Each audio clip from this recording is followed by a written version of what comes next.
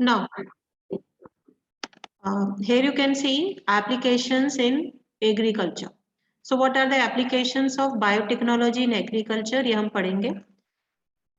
So in agriculture, we can change the chemistry of the plant cells so that we can get the desired product from the plant body. ठीक है, हमने क्या किया? हमने genetic engineering से क्या कर दिया? प्लांट्स में डिजायर जीन को इंट्रोड्यूस कर दिया, जिससे कि हमें जो प्लांट्स मिले वो ट्रांसजेनिक प्लांट्स हो गए, और वो जो ट्रांसजेनिक प्लांट्स हैं उनके अंदर कुछ ना कुछ खूबी हमने उनमें इंट्रोड्यूस कर दी है. जैसे आप ये टोमेटो देख रहे हैं, ये फ्लेवर सेवर टोमेटो है. फ्लेवर, इसकी स्पेलिंग ऐसे ही लिखी जाएगी क्योंकि अमेरिकन साइंटिस्ट ने बनाया है. Flavr Savr tomato, Flavr Savr tomatoes. क्यों? क्योंकि इसमें उस एंजाइम का एक्सप्रेशन स्टॉप कर दिया जो कि पैक्टिनेस यानी पैक्टिक एंजाइम को डिग्रेड करती है. यानी पैक्टिनेस एंजाइम यहाँ पे एक्सप्रेस ही नहीं होगी. ठीक है, उस एंजाइम को स्टॉप कर दिया, उसका एक्सप्रेशन को रोक दिया, जिससे कि ये जल्दी से क्या नहीं होंगे? डिसइंटीग्रेट नहीं होंगे, सड़ेंगे नहीं, गलेंगे नहीं, क्योंकि इनका फ्लेवर काफी लंबे समय तक सेव रहेगा. ये ट्रांसजेनिक टोमेटोज होते हैं, जेनेटिकली मॉडिफाई कर दिया. ठीक है, क्या करके? इनकी उस जीन को एक्सप्रेस करने से रोक दिया जो कि क्या करती है? डिसइंटीग्रेशन करती है सेल वॉल का. और सेल वॉल डिसइंटीग्रेट होगा तो क्या होगा? जल्दी से फल गलने लगते हैं, क्योंकि टमाटर भी एक फल है, वैसे तो वेजिटेबल है लेकिन बॉटनिकली तो ये फ्रूट ही है ना. गॉट इट बच्चे? You got the point? Yes, ma'am. तो ये फ्लेवर सेवर टोमेटोज हैं. ठीक है ना. अब आप देख रहे हैं यहाँ पे आपके एनसीईआरटी, पहले हम एनसीईआरटी पढ़ेंगे, उसके बाद टाइम मिलेगा तो डिटेल, नहीं तो कल डिटेल पढ़ेंगे. देखिए, सबसे पहले आप क्या देख रहे हो कि आपने क्या बनाया? आपने जेनेटिक इंजीनियरिंग से क्रॉप्स को टॉलरेंट बना लिया. किससे? एबायोटिक स्ट्रेसेस से. एबायोटिक स्ट्रेसेस क्या होते हैं आपके? एबायोटिक मतलब जैसे आपके कोल्ड से आपके प्लांट्स बच जाएंगे. ठीक है, कोल्ड फ्रॉस्ट नहीं होगा. ड्रॉट, अगर पानी की कमी है तो उससे भी वो बच जाएंगे. सॉल्ट से, सलाइन कंडीशन है तो भी आपके प्लांट्स को कुछ नहीं हो रहा, क्योंकि वो सलाइन टॉलरेंट हैं, हीट टॉलरेंट हैं, ड्रॉट टॉलरेंट हैं, कोल्ड फ्रॉस्ट टॉलरेंट है. तो आपने इस तरह की जीन्स उनमें इंट्रोड्यूस कर दी हैं, जिससे कि वो, ऐसा नहीं कि एक प्लांट में सारी जीन्स इंट्रोड्यूस कर दी कि वो कोल्ड रेजिस्टेंट भी हो जाए, वो ड्रॉट रेजिस्टेंट भी हो जाए. वो डिपेंड करता है कौन से एनवायरमेंटल कंडीशन में वो है. अगर कोई प्लांट सॉल्टी एनवायरमेंट में नहीं ग्रो कर पाता तो आप उसमें सॉल्ट रेजिस्टेंट जीन को क्या कर दीजिए? इंट्रोड्यूस कर दीजिए, तो प्लांट क्या हो जाएगा? सेलाइन रेजिस्टेंट हो जाएगा.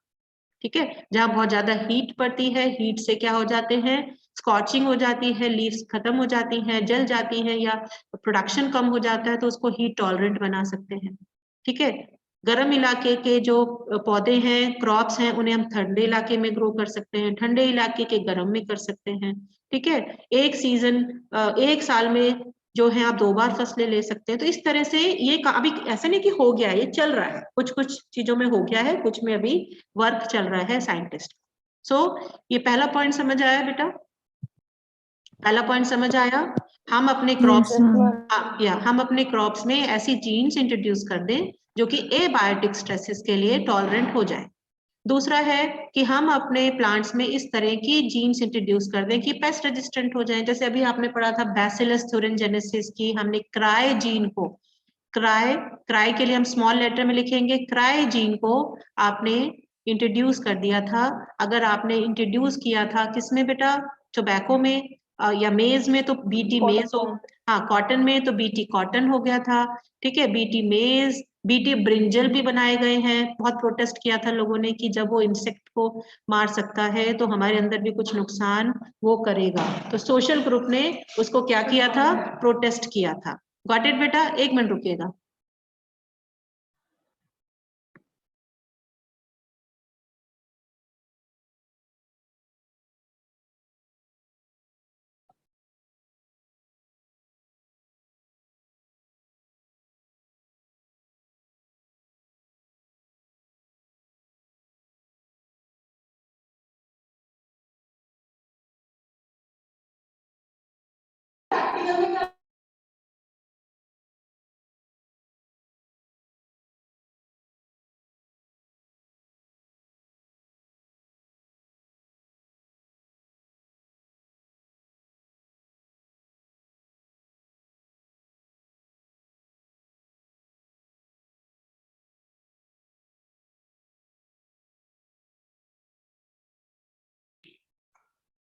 सो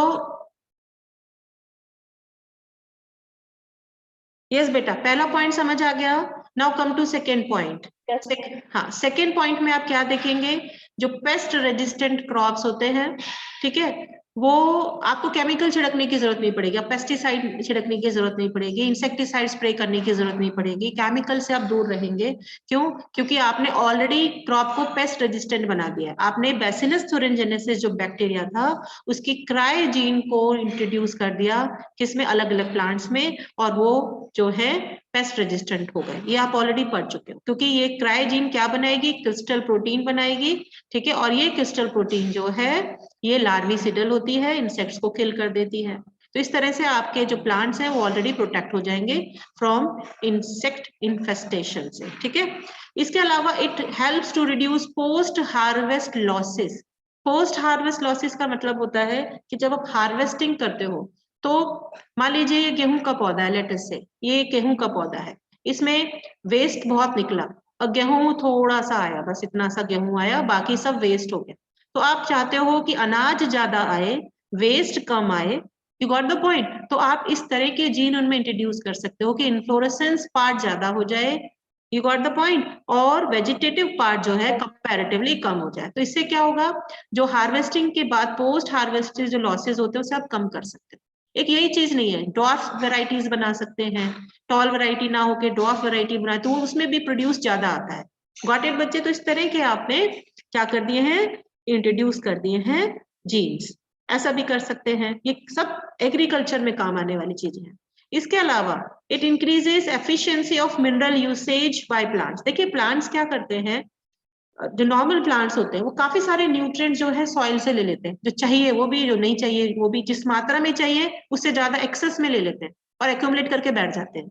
बाकी के जो क्रॉप प्लांट्स हैं उन्हें वो अवेलेबल नहीं हो पाते अगर नेक्स्ट सीजन में आप बोएंगे। क्यों? क्योंकि जो पहली फसल है उसने ही काफी सारे न्यूट्रिएंट्स को ड्रेन कर लिया सॉइल से, एब्जॉर्ब कर लिया, जितना चाहिए था उतना नहीं लिया, क्या किया, एक्सेस में ले लिया, और क्या किया, एक्यूमुलेट कर लिया, ठीक है। अब वो जब एक्यूमुलेट हो जाएंगे, इकट्ठे हो जाएंगे लीव्स में, स्टेम में, ठीक है, या और दूसरे पार्ट्स में, तो वो तो सॉइल से हट गए ना।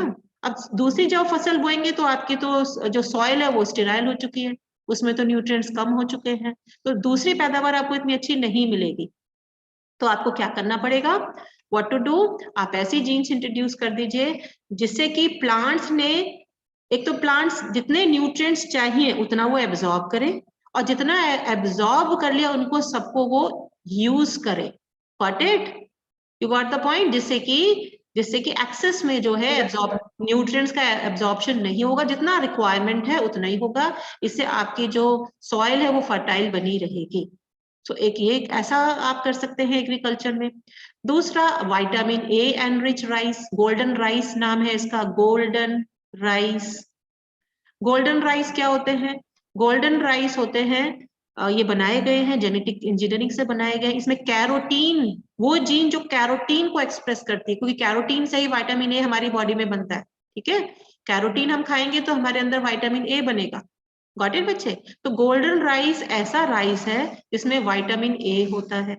ये राइस खाइए तो आपको क्या मिलेगी, आपको कैरोटीन मिलेगी, और कैरोटीन हमारे अंदर विटामिन ए में कन्वर्ट हो जाता है। तो न्यूट्रिशनल वैल्यू बढ़ गई। नॉट ओनली राइस, आप स्पिनच है, कैरेट्स हैं, और भी कई तरह के प्लांट्स हैं जिनमें आप उसका विटामिन एनरिचमेंट या न्यूट्रिएंट एनरिचमेंट कर सकते हैं, एमिनो एसिड एनरिचमेंट कर सकते हैं। एक और राइस है आयरन फोर्टिफाइड राइस, उसमें आयरन ज्यादा है, आयरन फोर्टिफाइड राइस। तो इस तरह से हम न्यूट्रिएंट्स ऐड कर सकते हैं। Got it? हम कुछ पिगमेंट्स इंट्रोड्यूस कर सकते हैं, ऐसी जीन इंट्रोड्यूस कर दें जो पिगमेंटेड कर दें, जैसे कि मुझे ये टमाटर का कलर ये नहीं चाहिए, कुछ और चाहिए, ये तो ऑरेंज रेडिश है, रेडिश ऑरेंज है, मुझे तो कुछ और चाहिए, तो मैं इस तरह के पिगमेंट इंट्रोड्यूस कर सकती हूँ। ये पर्पल हो सकता है, एंथोसाइनिन है, या और दूसरे पिगमेंट्स हैं वो इंट्रोड्यूस कर सकती हूँ, क्योंकि टमाटर में कैरोटीन होता है, रेड पिगमेंट प्रोवाइड करता है। तो कहने का मतलब ये है कि मैं क्या कर सकती हूँ, न्यूट्रिएंट एनरिचमेंट कर सकती हूँ, शेप चेंज कर सकती हूँ, मैं उसका साइज चेंज कर सकती हूँ, मैं उसका कलर चेंज कर सकती हूँ by introduction of the desired gene, required gene. ठीक है बच्चे? लेकिन इस केस में आपने क्या किया, न्यूट्रिएंट वैल्यू बढ़ा दी, किसकी, राइस की। नॉट ओनली राइस, ऐसे और भी बहुत सारे क्रॉप प्लांट्स हैं जो बनाए जा रहे हैं जिसमें कि आपने न्यूट्रिएंट सप्लीमेंट ऐड कर दिया। गॉट इट बच्चे? You got the point? इतना समझ Yes, आ गया? ma'am. ये सारे पॉइंट समझ में आ गए? इसमें क्या पॉइंट नहीं Yes, समझ ma'am. आए वो बता दीजिएगा, ठीक है? अच्छा, इसके बाद टेलर मेड प्लांट्स क्या होते हैं? देखिए, जो ट्रांसजेनिक प्लांट्स होते हैं उन्हें टेलर मेड प्लांट्स ही कहते हैं, ठीक है? क्योंकि उनमें हमने डिजायर जीन इंट्रोड्यूस कर दिए। लेकिन हमें क्या करना है, इंडस्ट्रीज में लार्ज स्केल पे स्टार्चेस चाहिए, फ्यूल चाहिए, दवाइयां चाहिए, ठीक है? तो आप क्या कर देंगे, आप जो, क्योंकि लार्ज स्केल पे चाहिए, अब इतनी कहाँ से दवाई, नेचुरल सिस्टम से हम लेने चलेंगे तो पता लगा हमारे पास बहुत टाइम हमारा वेस्ट हो गया, बहुत ज्यादा खर्च हो गया। तो हमने इस तरह के प्लांट्स बनाए हैं जो आपको लार्ज स्केल पे स्टार्च बना के देंगे, फ्यूल बना के देंगे, फार्मेसी दवाइयों का रॉ मटेरियल देंगे, जिससे कि इंडस्ट्रीज में आप जो है उनको यूज कर सकते हो। तो ऐसे प्लांट्स जो इंडस्ट्रीज के लिए प्रोडक्ट बना के दे रहे हैं वो टेलर मेड प्लांट्स कहलाते हैं, ठीक है? वो कोई माइक्रो ऑर्गेनिज्म भी हो सकता है, ठीक है? So that we can get on large scale starches, fuels, drugs, etc. So ये टेलर मेड प्लांट्स हैं जो इंडस्ट्रीज के लिए लार्ज स्केल पे प्रोडक्ट देंगे, वो होते हैं tailor made plants. Now come to next, pest resistant plants. सबसे पहले आ जाइए, पेस्ट रेजिस्टेंट प्लांट्स जो कि बायोपेस्टिसाइड की तरह ही एक्ट करेंगे। क्यों? क्योंकि हमें कोई केमिकल स्प्रे करने की जरूरत नहीं है, we need not to spray any chemical, क्योंकि ये क्या है, ऑलरेडी पेस्ट रेजिस्टेंट है, तो ये बायोपेस्टिसाइड की तरह काम करेंगे, ठीक है? We need not to spray any chemical, any insecticide. जैसे मैंने भी बताया था, बीटी कॉटन बना लिया, बीटी कॉर्न बना लिया, बीटी राइस बना लिया, टोमेटोज बना लिए, BT potato, soybean, BT brinjal है, नाम नहीं लिखा, बहुत प्रोटेस्ट हुआ था इसके अगेंस्ट में, ठीक है? तो ये सब बना दिए गए हैं, ठीक है? Got it? इसमें फॉरेन जीन इंट्रोड्यूस कर दी। कौन सी जीन बेटा? Cry gene. तो उसी के अकॉर्डिंग वो जो है पेस्ट रेजिस्टेंट हो गए हैं, इंसेक्ट पेस्ट रेजिस्टेंट हो गए हैं। Got it? You got the point? Yes, ma'am. अब याद करने की चीज क्या है, यहाँ पे आ जाइए। जैसे बीटी कॉटन है, ठीक है? बीटी कॉटन कैसे बनाया गया, उसके लिए पहले आपको समझाया गया बैक्टीरिया क्या होता है, कौन कौन से ग्रुप ऑफ इंसेक्ट्स को ये बैक्टीरिया किल कर सकता है, उनके लार्वा को किल कर सकता है अगर वो टॉक्सिक इंजेस्ट कर लेते हैं इस बैक्टीरिया का, ठीक है? और कैसे वो टॉक्सिक केमिकल जो है वो इंसेक्ट्स के लार्वा को, इंसेक्ट्स को किल करता है, वो बताया गया है। तो ये थोड़ा याद करने की चीज है, इसे ध्यान से सुनिएगा। कुछ स्ट्रेन्स हैं किस बैक्टीरिया के? बैसिलस थ्यूरिनजेनेसिस के। ये वो बैक्टीरिया का नाम है, बैसिलस थ्यूरिनजेनेसिस, ठीक है? ये नाम है उस बैक्टीरिया का, ठीक है? शॉर्ट में हम बोलते हैं बीटी, ठीक है? ये जो बैक्टीरिया है, ठीक है, ये अपने लाइफ साइकिल के एक पर्टिकुलर फेज में, हमेशा नहीं, एक पर्टिकुलर फेज में क्या सिक्रीट करता है? क्रिस्टल प्रोटीन, टॉक्सिक केमिकल है जो इंसेक्ट्स को किल करता है, इंसेक्टिसिडल है, लार्विसिडल है, इंसेक्टिसिडल है, ठीक है? टॉक्सिक केमिकल है, नाम है बीटी टॉक्सिन। ये क्रिस्टल्स होते हैं एक पर्टिकुलर फेज में, ठीक है? ये सिक्रीट करता है। और ये कौन कौन से इंसेक्ट्स को किल कर सकता है, कौन कौन से ग्रुप ऑफ इंसेक्ट्स को ये जो प्रोटीन है, टॉक्सिक प्रोटीन, किल कर सकती है? तो ये है सीलोटेरेंस, पी साइलेंट है, सीलोटेरेंस, लेपिडोटेरेंस एंड डायटेरेंस, ठीक है? सीलोटेरेंस, लेपिडोटेरेंस, डायटेरेंस, ये वो एग्जांपल्स हैं। कंस्ट्रक्शन चल रहा है। सीलोटेरेंस, लेपिडोटेरेंस, डायटेरेंस, ये वो ग्रुप ऑफ इंसेक्ट्स हैं जिन्हें ये टॉक्सिक केमिकल जो है, जो प्रोटीन है, क्रिस्टल प्रोटीन, ये क्या करेगा? ये किल करेगा। तो इसमें आपको एग्जाम्पल स्पेसिफिकली याद करने पड़ेंगे। सीलोटेरेंस में कौन सा इंसेक्ट आता है? बीटल्स आते हैं। लेपिडोटेरेंस में कौन सा इंसेक्ट आएगा? टोबैको बडवर्म आएगा, एंड आर्मी वर्म आएगा। डायटेरेंस में फ्लाइज एंड मस्किटोज आ जाएंगे, क्योंकि ये बहुत नुकसान पहुंचाते हैं आपके प्लांट्स को, आपके क्रॉप प्लांट्स को। और अलग अलग स्ट्रेन अलग अलग इंसेक्ट्स को किल करते हैं, ये नहीं कि एक ही स्ट्रेन सबको मार देगा। तो ये साइंटिस्ट को पता है, ठीक है?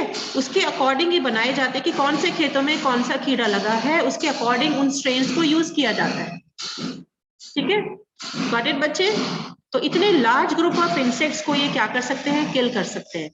जैसे मैंने अभी बताया कैसे किल करेंगे, एक अपने लाइफ साइकिल के एक पर्टिकुलर फेज में, ग्रोथ फेज में कौन सा प्रोटीन निकालेंगे, क्रिस्टल प्रोटीन ये प्रोड्यूस करते हैं, बीटी टॉक्सिन उसे बोलते हैं क्रिस्टल प्रोटीन।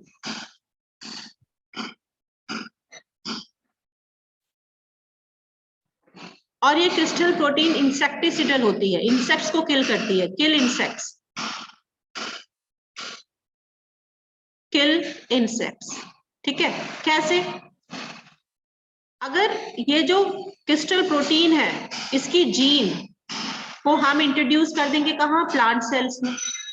ठीक है, कैसे कर सकते हैं? अगर डाइकॉट प्लांट है तो एग्रोबैक्टीरियम ट्यूमिफेशियन की हेल्प से कर सकते हैं, नहीं तो और कोई जीन गन वगैरह, जैसे भी हम आपने तरीके पढ़े हैं कैसे हम अपनी डिजायर जीन को इंट्रोड्यूस कर सकते हैं। तो ये प्लांट सेल में इंट्रोड्यूस हो जाएगा, प्लांट सेल को लेबोरेटरी में कल्चर करेंगे, टिश्यू कल्चर लैब में, और कैलस बनेगा, कैलस में हर सेल में, कैलस के हर सेल में वो क्रायोजीन पहुंच जाएगी, कैलस से प्लांट बनाएंगे। ठीक है, और प्लांट के हर पार्ट में वो जीन पहुंच जाएगी, क्योंकि हमने सेलुलर लेवल पे जीन को इंट्रोड्यूस किया, सेलुलर लेवल पे। तो जब वो सेल मल्टीप्लाई हुआ, 1 से 2 हुआ, 2 से 4 हुआ, मेरिस्टेमेटिक टिश्यू बनते चले गए, फिर आपने उसको प्लांट में कन्वर्ट किया, तो हर पार्ट में इस प्लांट के, जो बीटी प्लांट आपने बनाया है, बीटी कॉटन मान लीजिए बनाया है, तो हर पार्ट में, चाहे वो लीफ हो, चाहे वो रूट हो, चाहे वो स्टेम हो, हर पार्ट पे जीन पहुंच जाएगी। ठीक है, और ये जीन प्लांट के लीफ में, स्टेम में एक्सप्रेस करेगी, उसमें टॉक्सिक बनाएगी क्रिस्टल प्रोटीन। कोई भी पार्ट इंसेक्ट खाता है या उसका लार्वा खाता है, चाहे लीफ खाए चाहे रूट खाए, ये टॉक्सिक उसके अंदर चली जाएगी। बहुत ध्यान से सुनिएगा, ये पॉइंट्स इंपॉर्टेंट है। जैसे ही टॉक्सिक उसके गट में जाएगी, तो ये जो प्रोटॉक्सिन है, ये जो प्रोटॉक्सिन है, ये इनएक्टिव है, ये इनएक्टिव होती है। लेकिन जैसे ही इंसेक्ट लीफ का पार्ट या लार्वा जो है रूट्स के पार्ट या कोई भी पार्ट प्लांट के इंजेस्ट करता है, खाता है, तो ये प्रोटीन भी उसके अंदर चली जाएगी और ये हो जाएगी एक्टिव, ये टॉक्सिन में कन्वर्ट हो जाएगी। ठीक है, क्योंकि अल्कलाइन पीएच होता है गट में। कैसा पीएच होता है? Alkaline pH. ठीक है, अब ये जो टॉक्सिन प्रोटीन है, ये गट में जो एपिथेलियल लेयर है, जो एपिथेलियल टिश्यूज है, ये एपिथेलियल टिश्यूज है मान लीजिए, ठीक है, इनमें क्या हो जाएगा, ये यहाँ बाइंड कर जाएगी टॉक्सिक प्रोटीन। ठीक है, और यहाँ पे कुछ रिसेप्टर्स हैं, उनके थ्रू क्या होगा, सेल्स में कुछ केमिकल चेंजेस होंगे और सेल्स में पोर्स हो जाएंगे।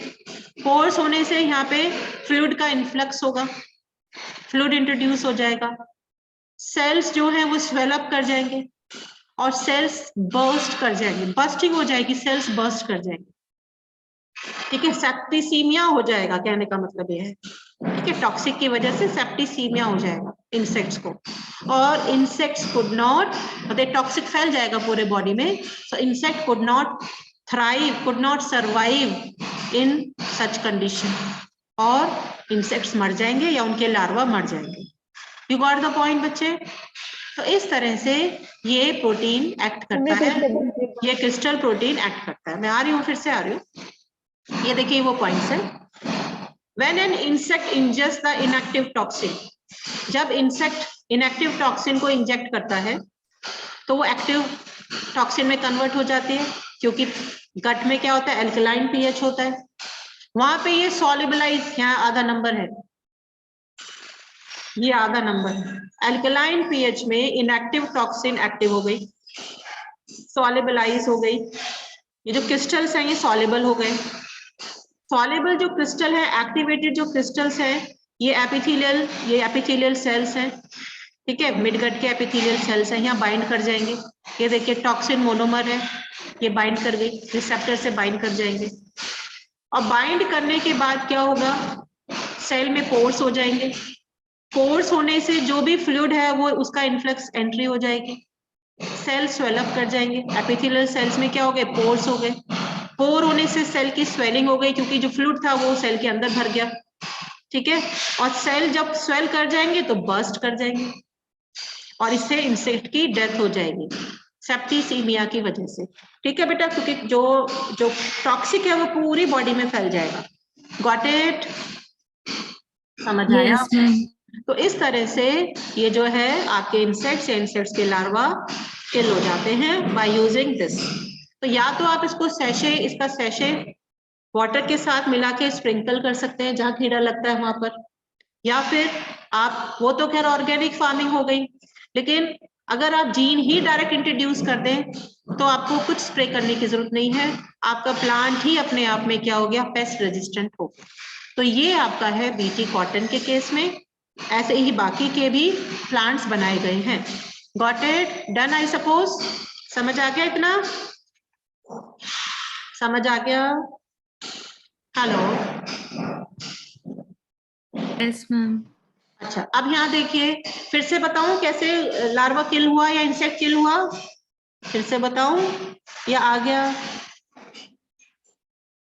जैसे ही इंसेक्ट प्लांट के कोई पार्ट को इंजेस्ट करता है, मान लीजिए लार्वा है, वो उसने लीफ खा लिया, उसने लीफ को कंज्यूम कर लिया, इंजेस्ट कर लिया, या रूट्स को कंज्यूम कर लिया, तो ऑलरेडी लीफ के अंदर, रूट्स के अंदर क्रिस्टल प्रोटीन है, लेकिन वो इनएक्टिव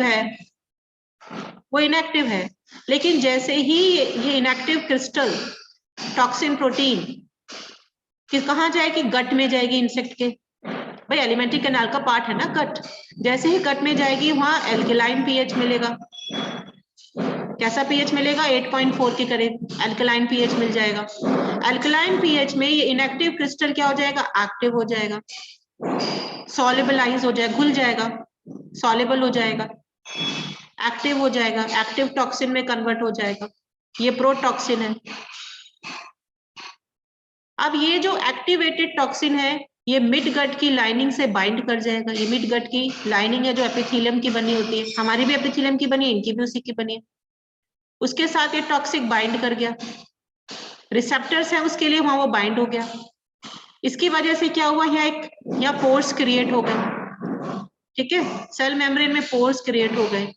टॉक्सिन ने क्या क्रिएट कर दिए, पोर्स, ठीक है। पोर क्रिएट होने की वजह से ये जो टॉक्सिन था, जो घुला हुआ टॉक्सिन था, ये एंटर कर गया कहां पर, सेल में, एपिथेलियल सेल में, ठीक है। Got it? I mean to say toxin ने तो पोर्स कर दिए, ठीक है। और हेलो, चलो मम्मी का थोड़ा तुझे, हेलो, Yes, ma'am. अभी बेटा म्यूट रखा करो। सो इससे क्या होगा, क्योंकि आपके गट में क्या है, फ्लूइड है, ठीक है, लार्वा के गट में फ्लूइड है, वो फ्लूइड यहाँ पे एंटर कर जाएगा, ठीक है। फ्लूइड एंटर करते ही सेल जो है पहले पोर हुए, ठीक है, फिर क्या हुआ, फ्लूइड एंटर हुआ, उससे सेल्स क्या हो गए, बेटा, क्या हो जाएंगे सेल्स, जल्दी बोलो, स्वेल कर जाएंगे।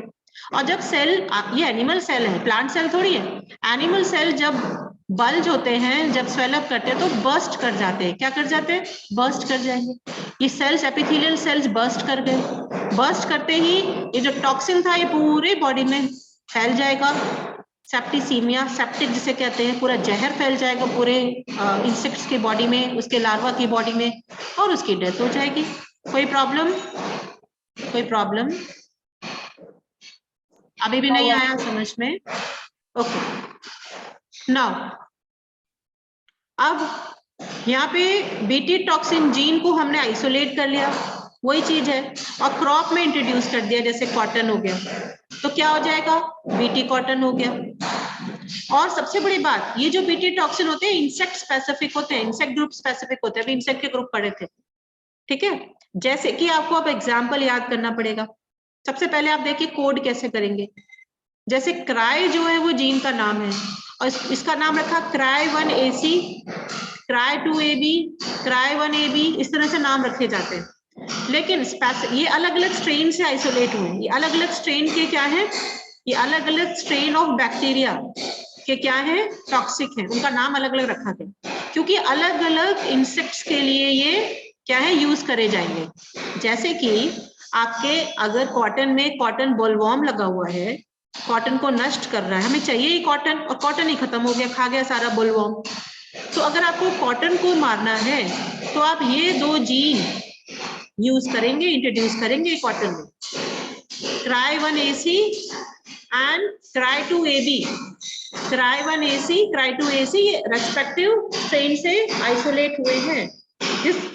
ठीक है बैसिलस thuringiensis, है बैसिलस thuringiensis ही, लेकिन उसका अलग स्ट्रेन है। गॉट इट बच्चे? जैसे आपने स्ट्रेन्स पढ़े थे, rough strain, smooth strain, Yes, ma'am. ऐसे ही बैक्टीरिया जीनस सेम है लेकिन उसके अलग अलग स्ट्रेन्स होते हैं, उनमें से आइसोलेट किया गया। ठीक है, और आइसोलेट करके कहाँ डाल दिए गए? कॉटन में, जिससे कि कॉटन में बोलवॉर्म नहीं लगेगा, कॉटन हमारा, कॉटन की जो ईल्ड है वो कम नहीं होगी, अच्छे से बनी रहेगी, इंसेक्ट नहीं लगेगा क्योंकि।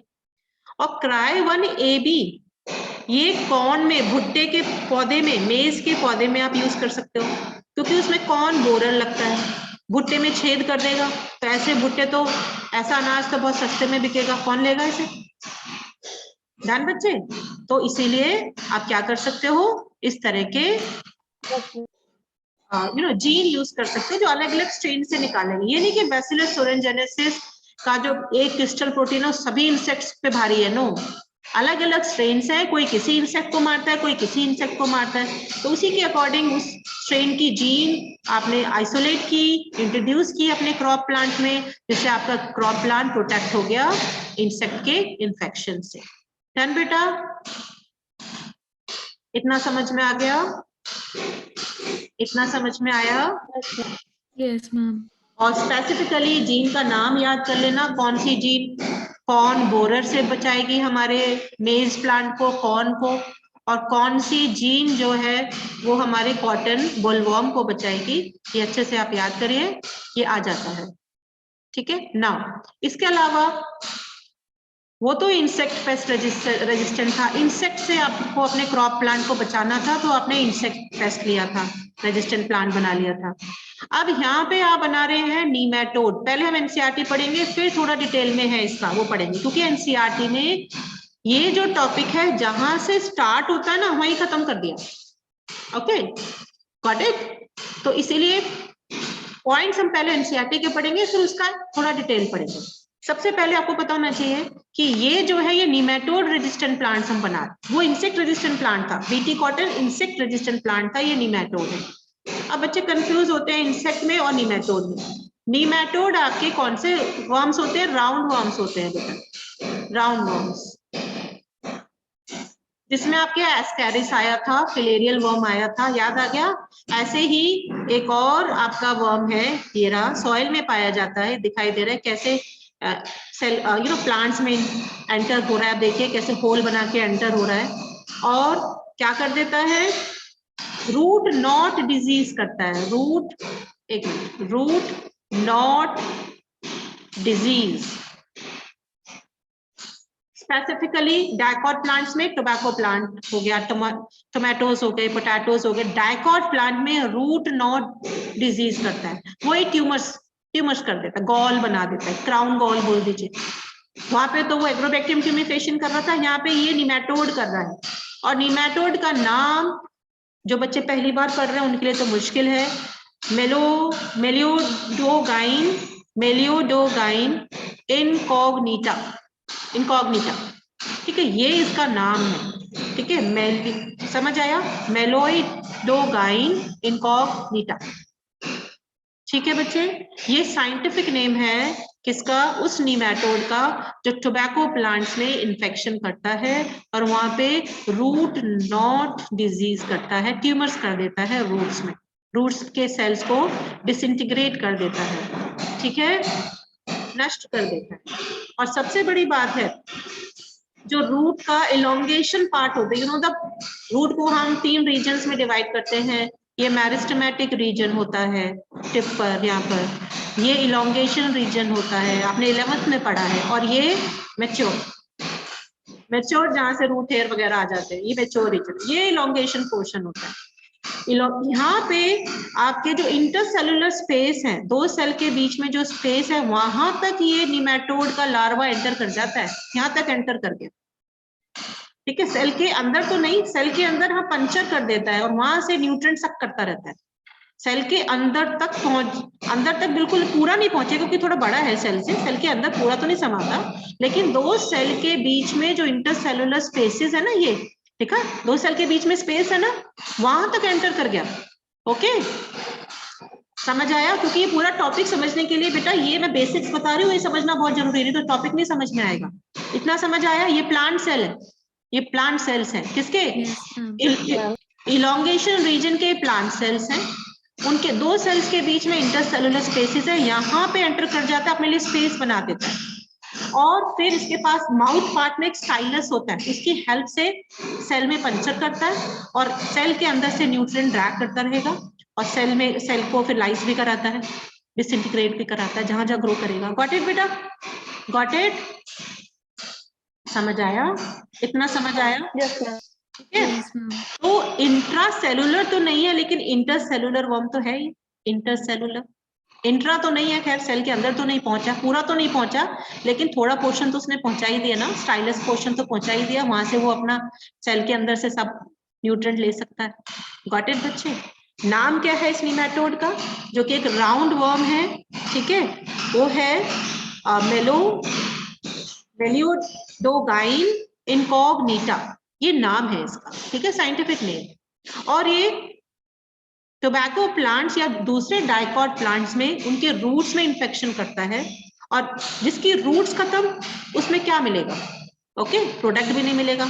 अब आपको अगर टोबैको तो वैसे ही नहीं खाना चाहिए, बिल्कुल नहीं खाना चाहिए, लेकिन टोबैको जो है ये मेडिसिनल प्लांट भी है, ये मेडिसिन में भी यूज होता है, ठीक है, और हमारी इकोनॉमी में बहुत बड़ा हाथ है इसका, तो बिल्कुल इसकी खेती हम बंद नहीं कर सकते। You got the point? आप कहोगे अच्छा ही तो है, टोबैको में खा रहा है तो टोबैको नहीं होंगे, लोग टोबैको नहीं च्यू करेंगे, स्मोक नहीं करेंगे, लेकिन ये मेडिसिनल प्लांट भी तो है, मेडिसिन, कई मेडिसिन का बेस भी तो है ना बेटा। Got it? Yes, ma'am. तो इसीलिए हमें अपनी जो जो जो किसान इनको कल्चर कर रहे हैं, ग्रो कर रहे हैं, ठीक है, कल्टीवेट कर रहे हैं मोर एक्यूरेटली, उनको तो बहुत नुकसान हो जाता है, क्योंकि उनका यील्ड रिड्यूस हो जाता है इस पैथोजन के इन्फेक्शन से। तो हमारे पास एक स्ट्रैटेजी है, बहुत इंपॉर्टेंट है, बहुत ध्यान से समझिएगा। ये फिर से मैंने आपको पहले ही बोला कि जेनेटिक्स जिसने पढ़ी है उसको ये टॉपिक समझ में आएंगे, बायोटेक उसी को अच्छे से समझ में आएगी, बाकी तो रटने वाली चीज रह जाती है, ठीक है। अब आप ध्यान से सुनिएगा, थोड़ा मैं जा रही हूँ पीछे की तरफ, थोड़ा बेस समझिए इसका। आपने पढ़ा था कि डबल स्टैंडर्ड डीएनए होता है, एक 3 प्राइम टू 5 प्राइम रन करता है, एक 5 प्राइम टू 3 प्राइम रन करता है, ये आपको पता है डबल स्टैंडर्ड डीएनए है। लेकिन जब डीएनए रेप्लिकेशन होना होता है तो दोनों स्ट्रैंड टेम्पलेट की तरह वर्क करते हैं, एक्ट करते हैं, यानी कि एक डीएनए से दो डीएनए बनेंगे, तो इसलिए दोनों स्ट्रैंड क्या करेंगे? रेप्लिकेशन के टाइम पे, डीएनए रेप्लिकेशन के टाइम पे both the strands act as a template strand, क्योंकि एक डीएनए से कितने डीएनए बनने हैं? दो, यानी 4 स्ट्रैंड्स बनने हैं जो दो डीएनए बनाएंगे, वही डायरेक्शन रहेगा 5 prime to 3 prime, and polarity maintain करनी है, ठीक है बेटा। यानी एक डीएनए से कितने डीएनए बन गए? एक डीएनए से कितने डीएनए बन गए बेटा? 2, है ना?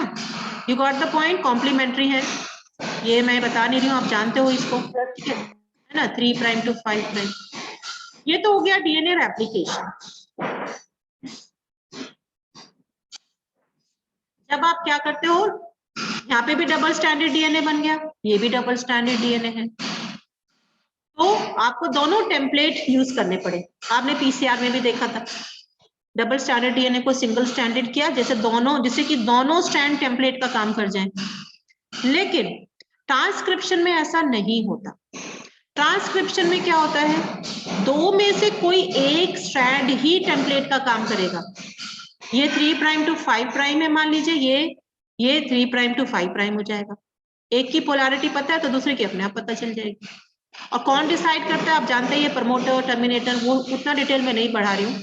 ये डबल स्टैंडर्ड डीएनए है, ये हम कर चुके हैं ऑलरेडी। दो में से कोई एक स्ट्रैंड ही टेम्पलेट का काम करेगा, मान लीजिए टेम्पलेट का काम कर रहा है, और आरएनए बनेगा।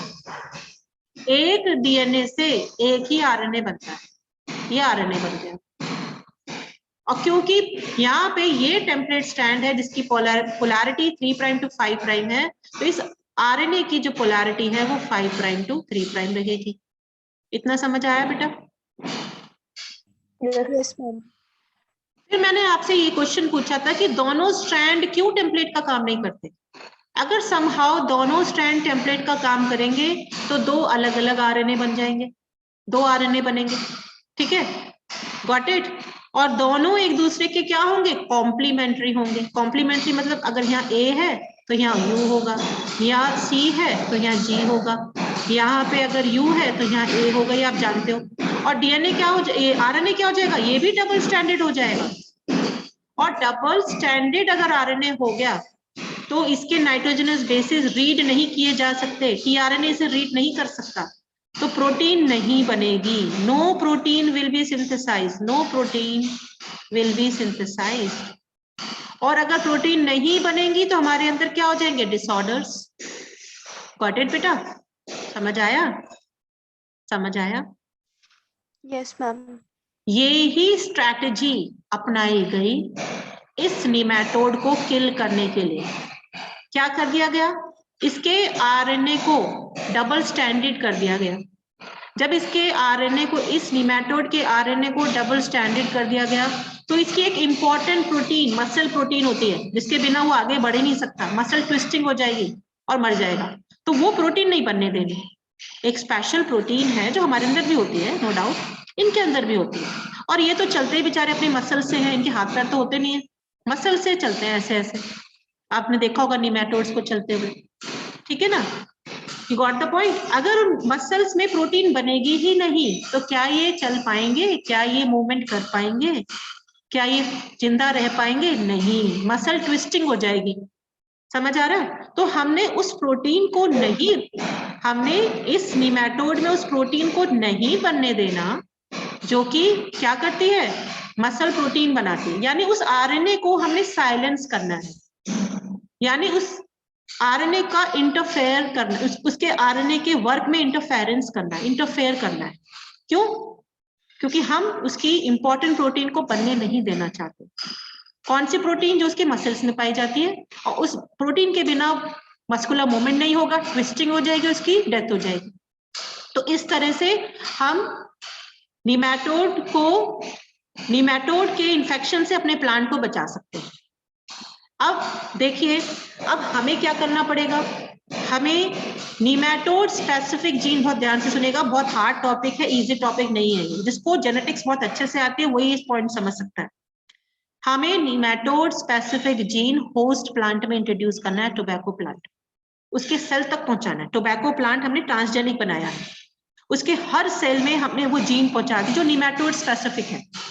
निमेटोड स्पेसिफिक मतलब जो निमेटोड के, जब वो जीन आरएनए बनाएगी तो वो आरएनए निमेटोड का जो आरएनए उसके साथ कॉम्प्लीमेंट्री डबल स्टैंडर्ड आरएनए बना देगा, ठीक है। और निमेटोड के अंदर जब डबल स्टैंडर्ड आरएनए हो जाएगा, ठीक है, तो वो प्रोटीन नहीं बना पाएगा और उसकी डेथ हो जाएगी। अभी करेंगे, पूरा अच्छा खासा मैकेनिज्म है इसमें, मैं बस बेस बना रही हूँ। तो एक नॉवल स्ट्रैटेजी अपनाई